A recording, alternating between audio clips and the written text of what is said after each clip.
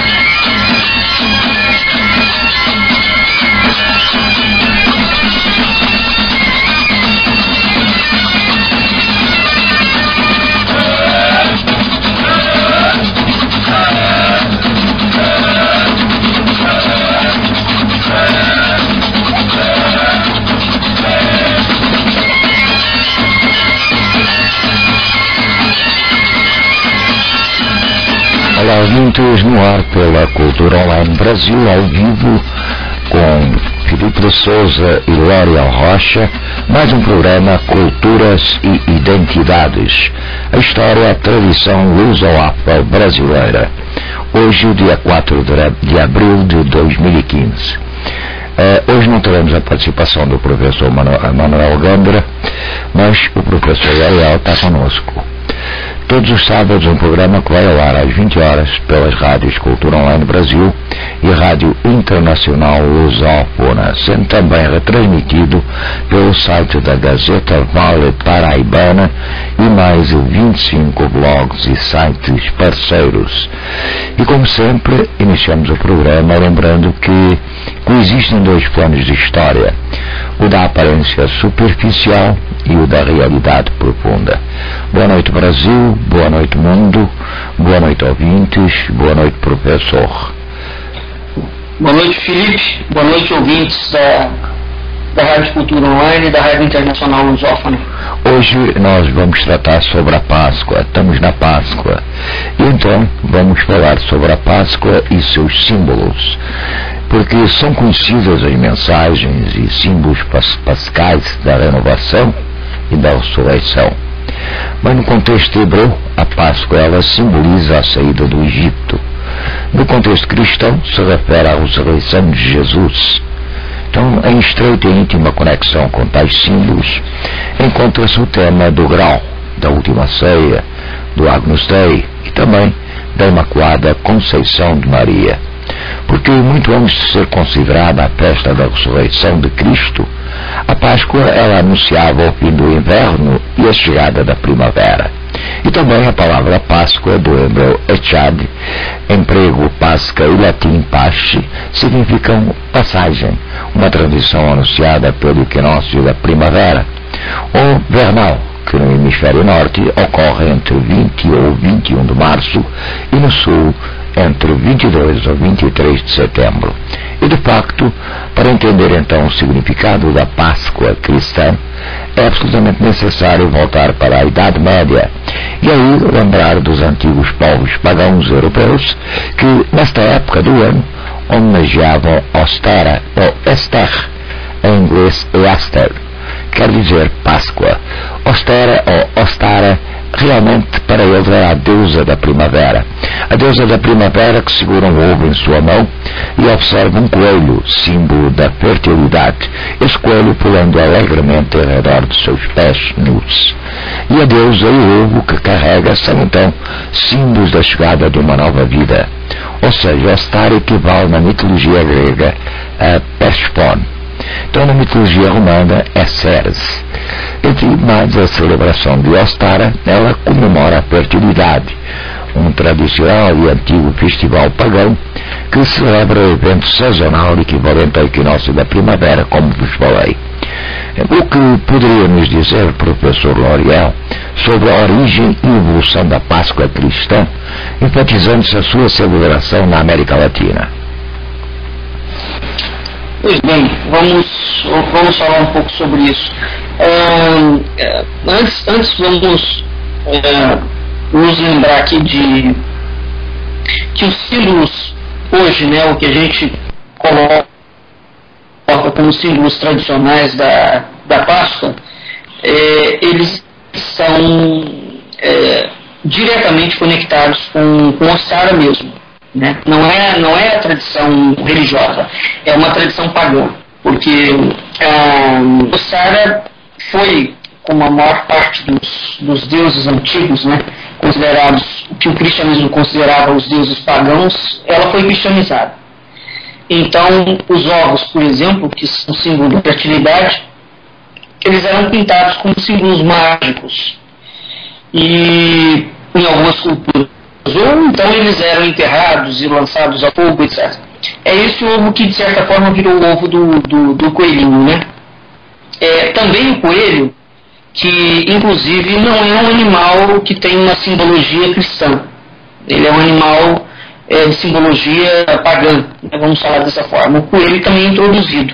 E no Brasil, especificamente, alguns pesquisadores dizem que a ideia do coelhinho da Páscoa é trazida com os alemães. Até a semana passada, se não me engano, acho que foi a Globo que noticiou um evento bonito, uma festa no sul do Brasil, né, em que eles comemoram, não me lembro agora do nome da festa, preparando para a Páscoa, em que eles pintam ovos e penduram aqueles ovos nas árvores, né? Então, mostrando uma cidade específica do sul, tudo alemã, claro, de tradição alemã, completamente preenchida dessa tradição. Entretanto, a gente não pode dizer que o chocolate faz parte de algum deus pagão, né? Que o chocolate é uma coisa eminentemente inca, né?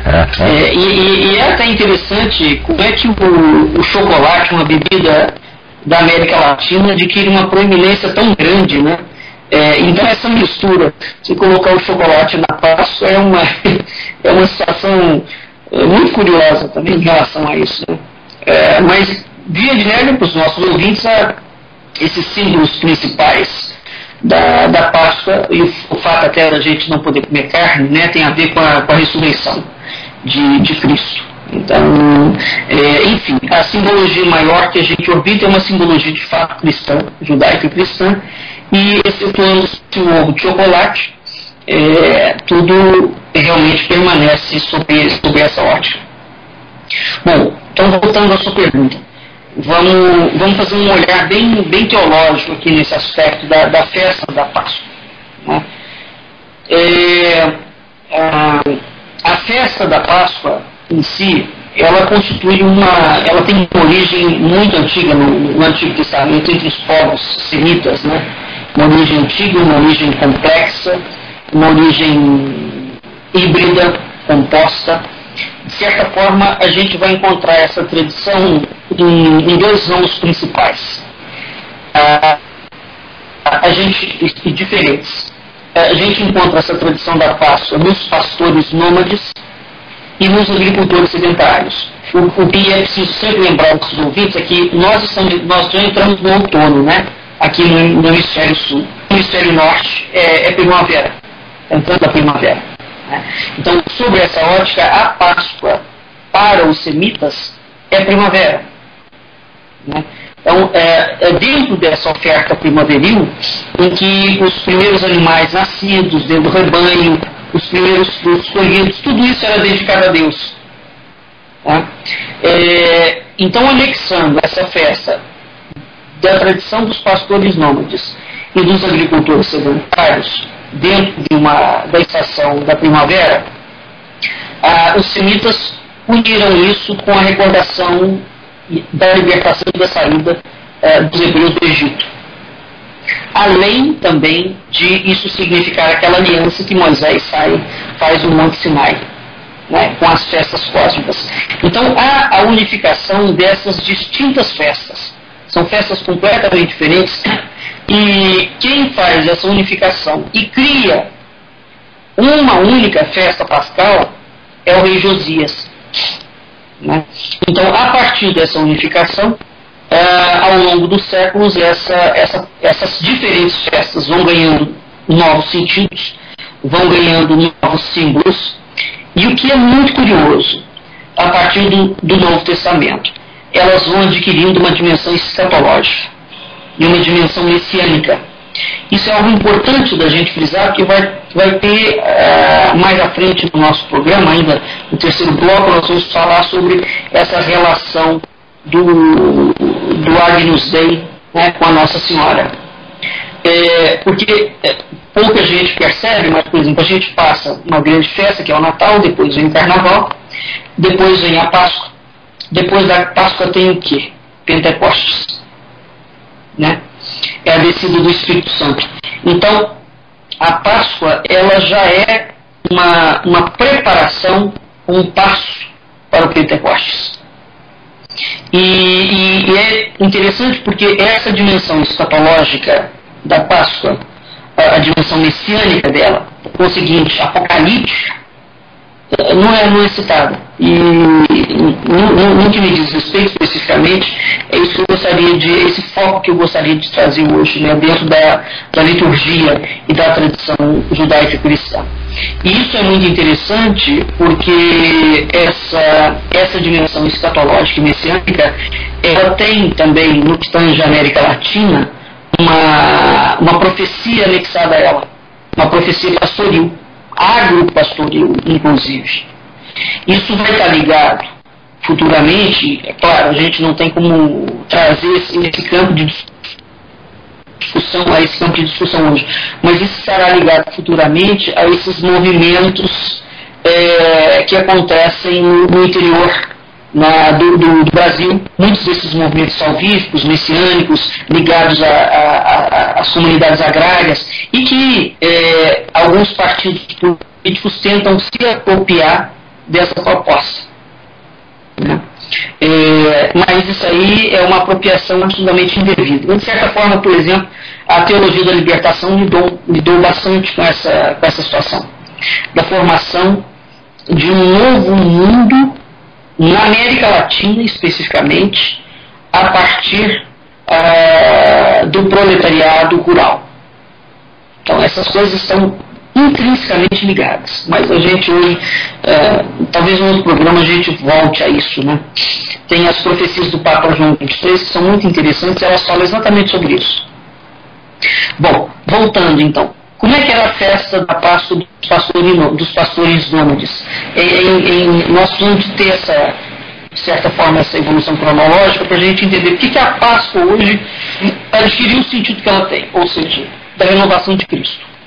Na sexta-feira é amanhã, ou seja, domingo é o dia que ele renasce. Né? Então, a festa da Páscoa dos pastores nômades é a festa mais antiga que tem no período do Êxodo. Se a gente considerar que aquele ambiente naquela altura ainda hoje é um ambiente hostil, né? O ambiente do deserto, um ambiente difícil. Então os pastores e o ato de pastorear os rebanhos, a caminhada, a insegurança, a instabilidade, enfim, a fragilidade do rebanho por conta do ambiente natural de passagem, né? E a escassez das pastagens criavam algumas lendas, alguns mitos interessantes relacionados aos pastores. Os pastores tinham muito medo dos demônios. Então, conforme a imaginação dos pastores, os demônios povoavam os desertos. E para muitos, as dificuldades e os perigos desse deserto se materializavam num determinado demônio, que era um demônio destruidor, que tinha uma atuação maléfica. E ele era especificamente temido pelos nobres, de modo muito especial. Portanto, a finalidade da Páscoa, da festa da Páscoa, para esses pastores nômades, era, entre outras coisas, de garantir a possibilidade da fecundidade do rebanho nesse período, que é a primavera, né, no hemisfério norte. Por quê? Porque essa época é a época em que o rebanho se renovava, nascia novos rebanhos, né? Então, eles tinham um medo muito intenso de que esse demônio destruidor matasse as crias. E a partir disso, o que eles faziam? Havia o estabelecimento de um rito, que era um rito que era utilizado na festa, que era o oferecimento do sacrifício de um cordeiro na lua cheia. O sangue do cordeiro era untado nos paus das tendas para afastar os perigos que existiam nessa caminhada. Então, através desse rito de sangue, todas as desgraças que ameaçavam os pastores e os rebanhos eram repelidas. Por conseguinte, após a celebração da Páscoa e esse rito de sangue, os pastores nômades saíam em busca das passagens de verão. É interessante a gente entender que desde o início, dentro de um contexto hebraico, nós temos a imolação do cordeiro. Né? Há uma morte aqui, e essa morte representa algum tipo de salvação, nem que seja a salvação do rebanho. Né? Então, a origem dessa festa, retirada do Êxodo, para os pastores, ela é realizada no início da primavera. Né? E a gente, inclusive, encontra em Êxodo 12, 21, a seguinte frase: Ide, tomai um animal do rebanho, segundo as vossas famílias, e imolai a Páscoa. Então, isso dá a entender, inclusive, que a saída para celebrar uma festa a cada ano e antes da saída do Egito, né, também estava ligado com a imolação do cordeiro. Então, não é só a ressurreição e a saída do Egito, que normalmente hoje o foco existe em cima da saída do Egito. Não, antes da saída do Egito existe essa ideia da proteção do rebanho, né, que é uma coisa bem da primavera mesmo, um ritual quase pagão. Né? A própria descrição que o Êxodo faz da Páscoa indica que o cordeiro, por exemplo, é um animal escolhido do rebanho, e esse animal é assassinado. Né? Então há um rito de sacrifício, e esse rito de sacrifício, os indivíduos que faziam o sacrifício no animal, eles pernoitavam do local em que ia haver o sacrifício. Né? E não havia naquela altura um sacerdote, não havia um santuário. Mas é importante nós entendermos também, por exemplo, que a ideia da imolação do cordeiro, já mais tardiamente, dentro do contexto hebraico, o cordeiro vai ser imolado no templo, na presença de um sacerdote, na presença de um santuário, etc. Tal, né? E é interessante isso hoje, eu quero abrir aqui um parênteses, não tem nada a ver uma coisa com a outra. Há muita crítica, e existe uma lei absurda querendo passar no Brasil, por exemplo, de proibir o candomblé de sacrificar animais. Porque dentro do rito, a imolação do animal, qual é a diferença da imolação do animal no contexto hebreu e da imolação do animal no contexto candomblé? Nenhuma. É um rito. Né? Então, quer dizer, ora, se você proíbe a prática de um, você tem que proibir a prática do outro também. Certo? Portanto, nós temos que entender que há inúmeros povos que mantêm essa prática. Até hoje. Semelhante, os muçulmanos se mantêm. Bom, voltando ao assunto. Ariel, eu vou tentar.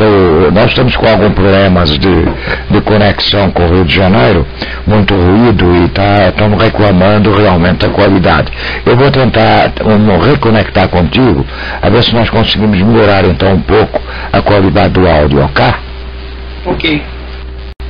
Bom, então, voltando. Aqui, em relação a esse contexto o outro tipo de celebração, que é a celebração dos agricultores.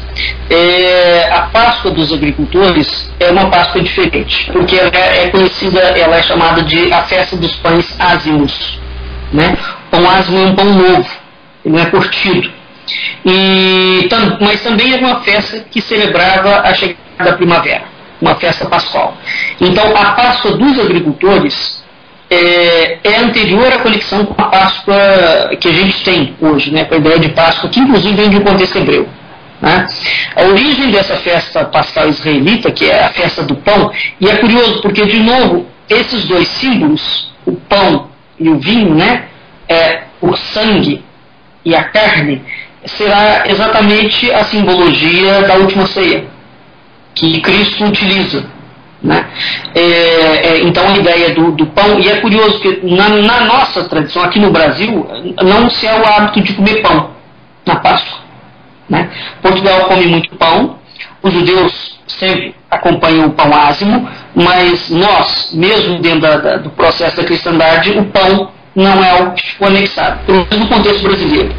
Né? Quando a gente fala no contexto português, não, porque em Portugal até hoje, né, o português não come sem pão, absolutamente. O pão acompanha tudo, né? Pão e vinho em Portugal, e azeite, faz parte, e azeitona, né? O azeite e a azeitona fazem parte da culinária, do dia a dia, da culinária do dia a dia do português. Mas então essa origem da festa dos agricultores do tipo, segundo os estudiosos, ela é uma remanescente de uma festa tribal. É uma festa que foi assimilada pelos cananeus, pelos seguidores de Baal, e ela não conseguiu ser completamente destruída.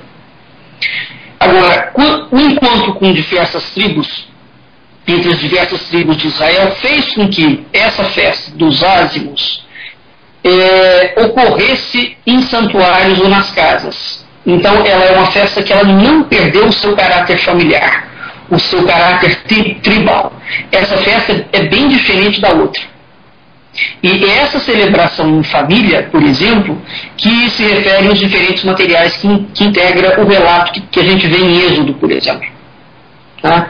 Então, quando a gente comemora o hábito, né, da Páscoa dentro de um contexto familiar, vem dessa festa dos pães ázimos. O que é o pão ázimo? O pão ázimo, simbolicamente, ele representava a tribulação, né, o tormento que os judeus sofreram no Egito, porque o pão ázimo é um pão sem fermento. É um pão que, na visão, o fermento é o quê? O fermento é aquilo que faz a massa crescer. Né?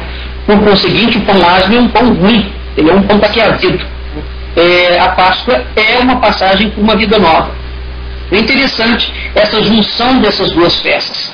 A Páscoa, então, celebrada pelos pastores nômades e a Páscoa celebrada pelos agricultores, elas existem no contexto hebreu antigo com caminhos paralelos. Né?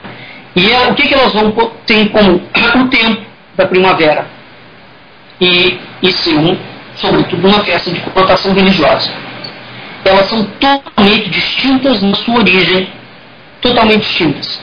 Mas o que vai acontecer? A partir da reforma religiosa do rei Josias, ela se torna uma festa única. Tá? Então, a informação dessa unificação, dessas duas festas pascais, é realizada por Josias. E a partir daquele momento, as pessoas vão ser, as festas familiares passam a ser dirigidas pelos pais. E essas festas familiares serão celebradas anualmente no Templo de Jerusalém, com intervenção sacerdotal. Tá? Por quê? Ou seja, ela torna-se uma festa de Estado. Ela sai de um contexto tribal, né, e torna-se, como a Igreja de Roma virou uma religião oficial do Estado. Né? Então a Páscoa torna-se, a partir de Josias, uma política de Estado que, entre outras coisas, pretende manter viva a memória de Israel, do povo, da história, da tradição, etc. Tal. Ora, a unificação dessas festas tem claramente uma intenção clara. Ela tem uma intenção política e ela tem uma intenção religiosa. Dentro da intenção política, dentro da intenção religiosa, o que ela traz? Qual é a proposta?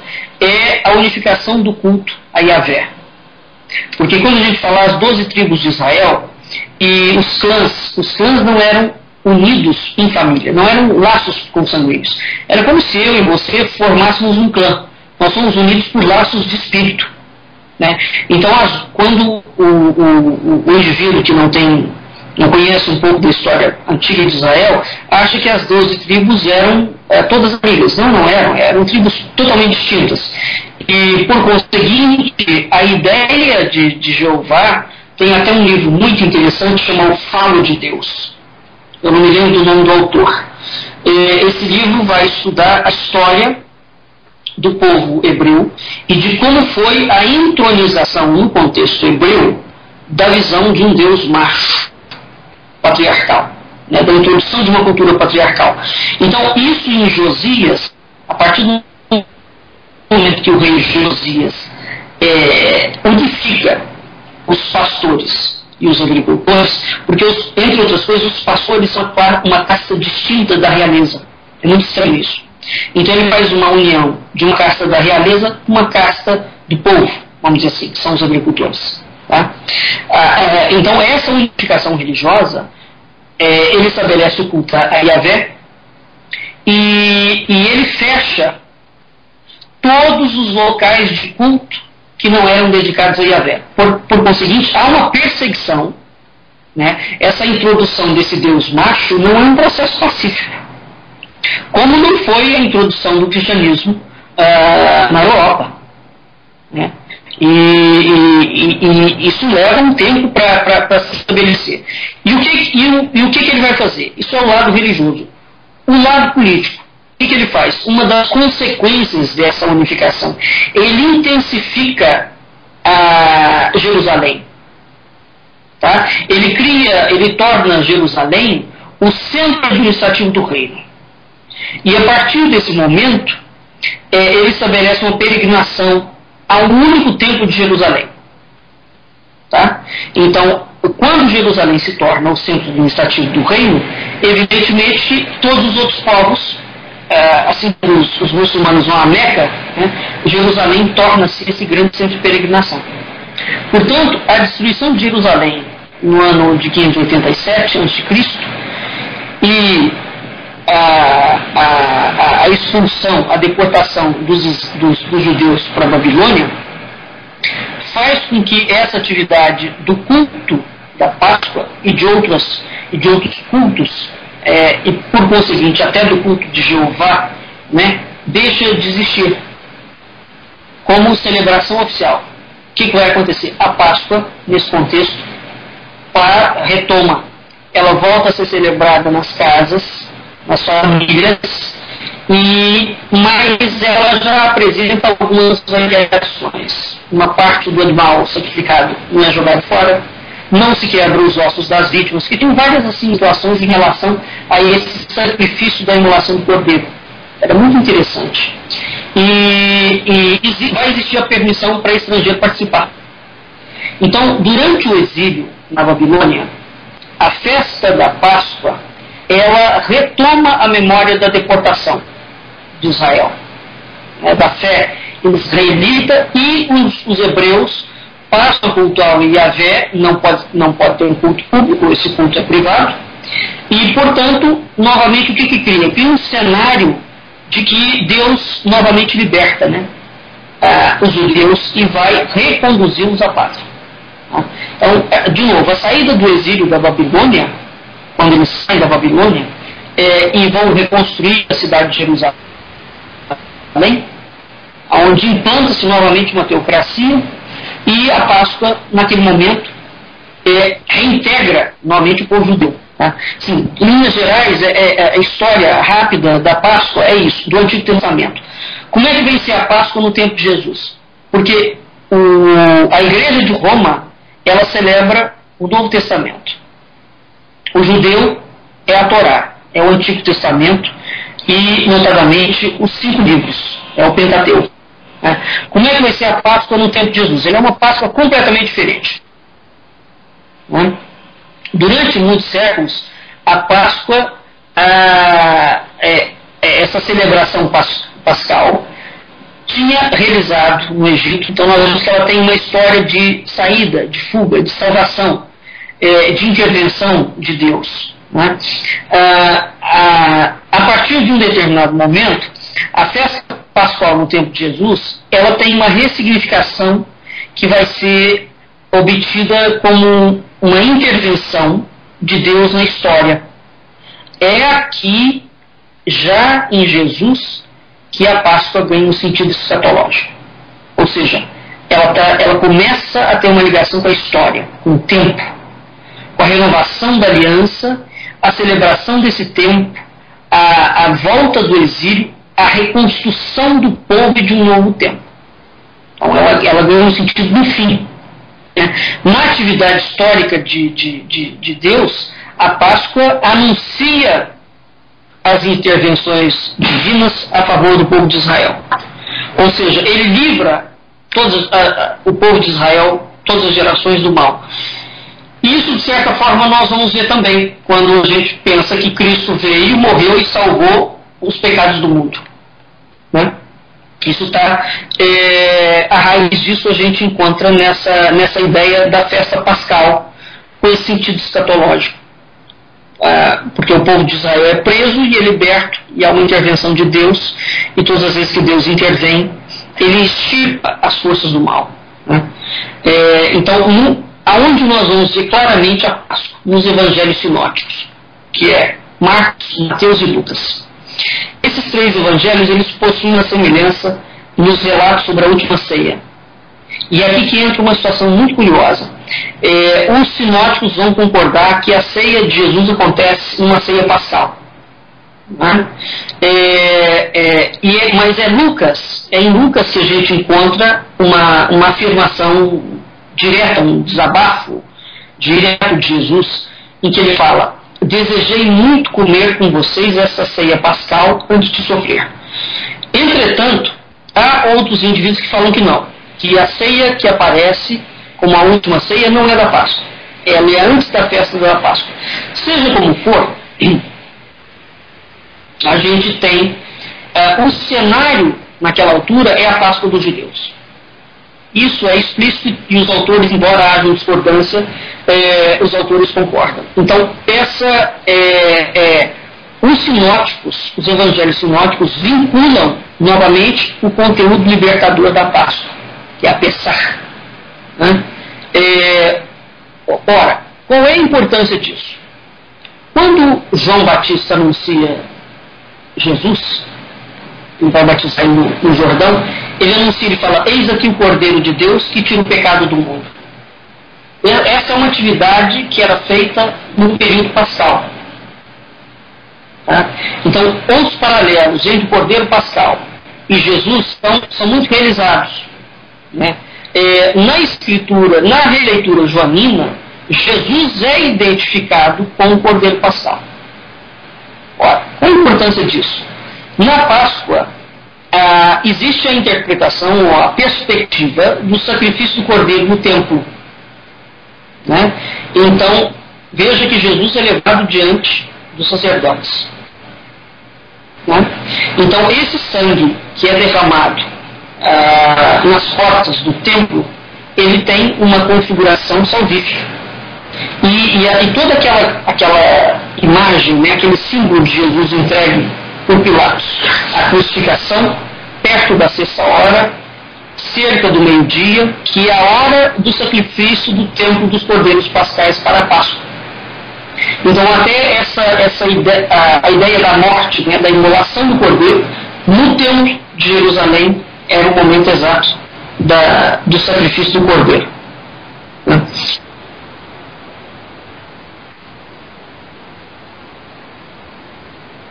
Sim, nós vamos falar sobre isso no segundo bloco. O que é importante essa ideia? Só para concluir, essa Páscoa, então o que a Páscoa adquire? A Páscoa é, entre as coisas, uma Eucaristia, né? Porque ela é celebrada como uma ceia, eu como, você come, aquela frase célebre, né, de comer e beber, esse é o meu corpo, o meu sangue e o meu corpo. Né? Então essa celebração da Páscoa é um rito muito antigo, né? Só para a gente entender como é que vai ser a Páscoa, deixa eu concluir aqui, da América Latina. No Concílio de Nicéia, o que vai acontecer? O Concílio de Nicéia em 325, ele sentencia que todos os cristãos têm que celebrar a Páscoa no equinócio de primavera. Isso é taxativo. Então, a partir desse momento, há uma decisão do Patriarca de Constantinopla que vai contra esse processo. No século XX, o Concílio Vaticano II vem a declarar que não se opõe à fixação da festa da Páscoa num domingo específico do calendário gregoriano. Tá? Por quê? E aí tem outras questões relacionadas a isso, mas sobretudo o sinal profético e sacramental da morte de Jesus na cruz como o verdadeiro Cordeiro Pascal. Por quê? Porque em um determinado momento Jesus é identificado como aquele que se sacrifica para salvar o pecado do mundo. Tá? Como é que vai ser a Páscoa na América Latina? A celebração da Páscoa na América Latina, ela é marcada pela luta, eu só vou fazer isso para a gente encerrar, pela luta e pela morte. Se a gente tiver em consideração que o povo de Israel sofre, né? Então, primeiro, quando um povo sofre muito, quando ele está marcado com a morte, e marcado com a luta pela vida, com a luta pela sobrevivência, essa luta simboliza uma nova dimensão, simboliza uma Páscoa.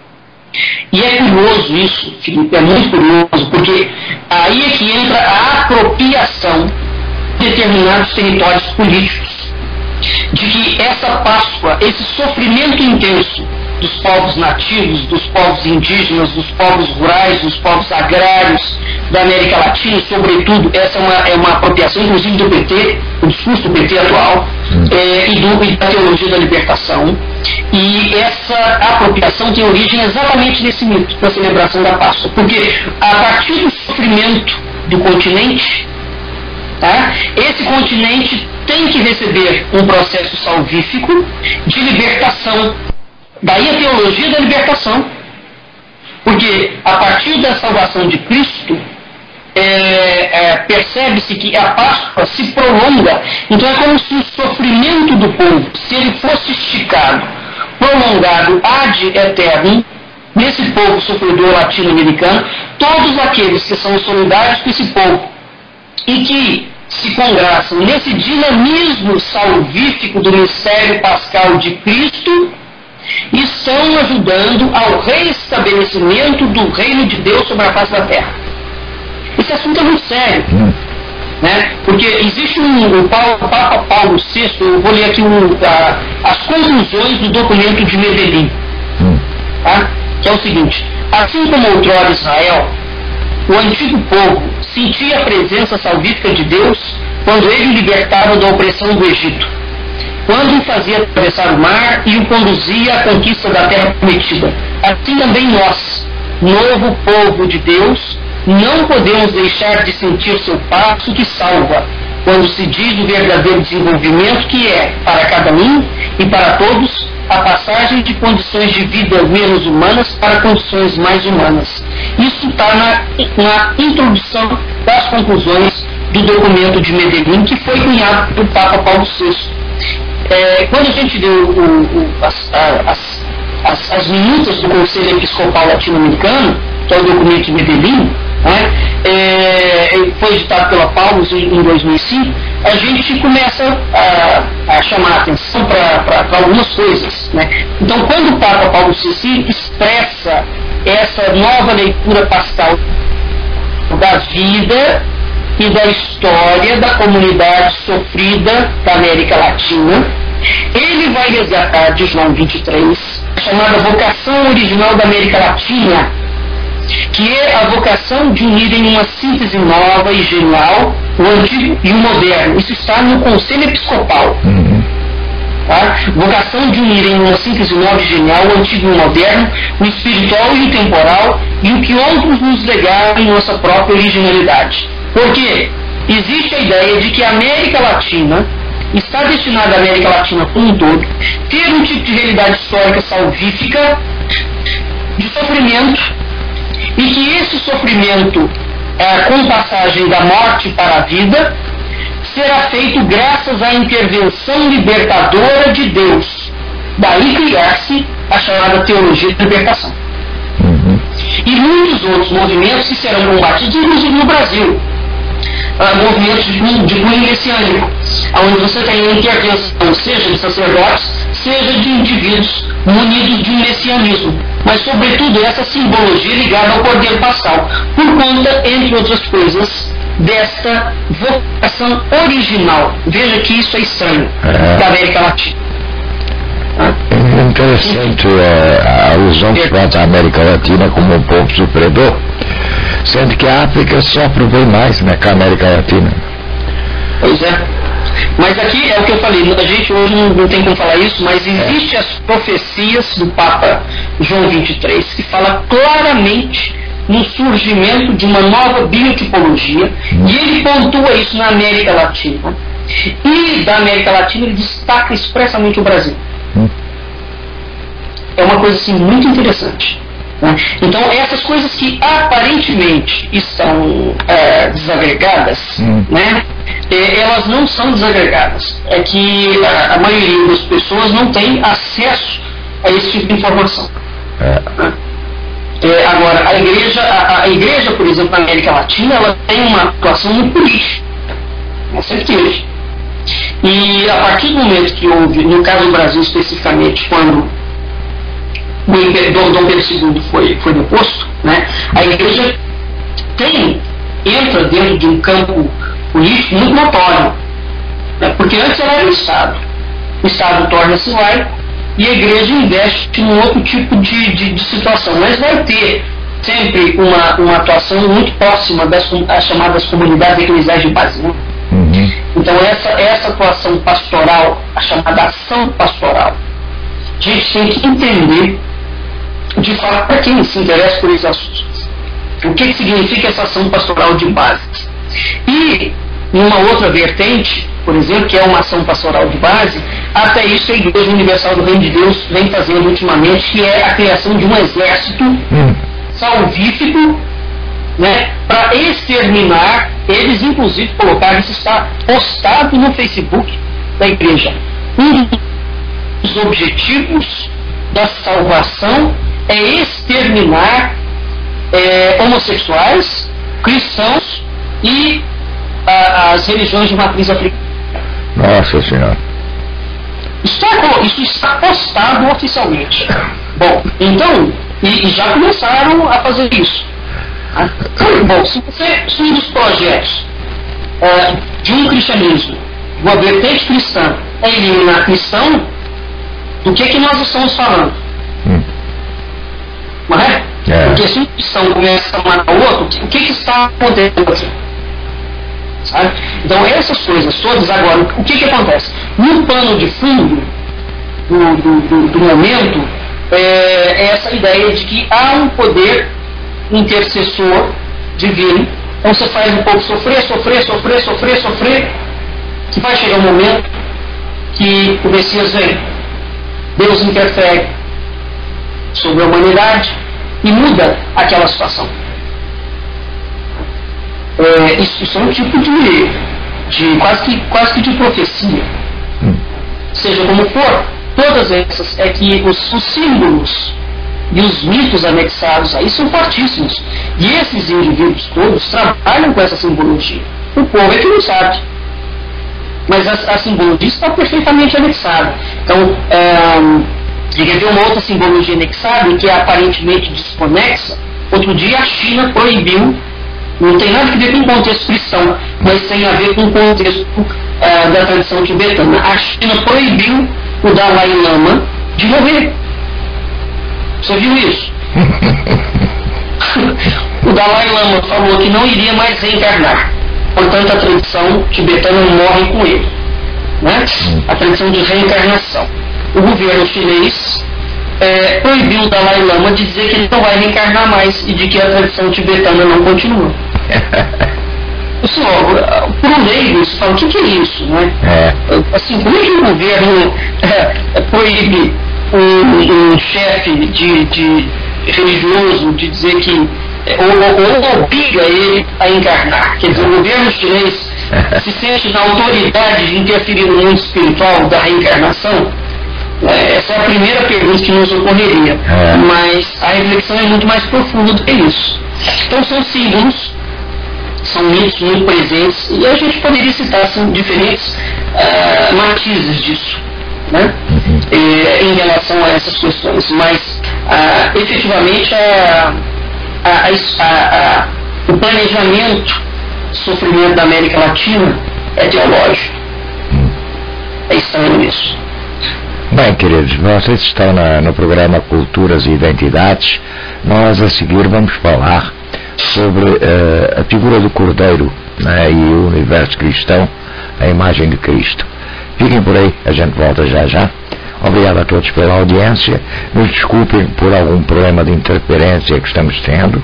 Tentando melhorar e iremos tentar melhorar também agora no próximo intervalo. Fiquem por aí, a gente volta já já. É rapidinho.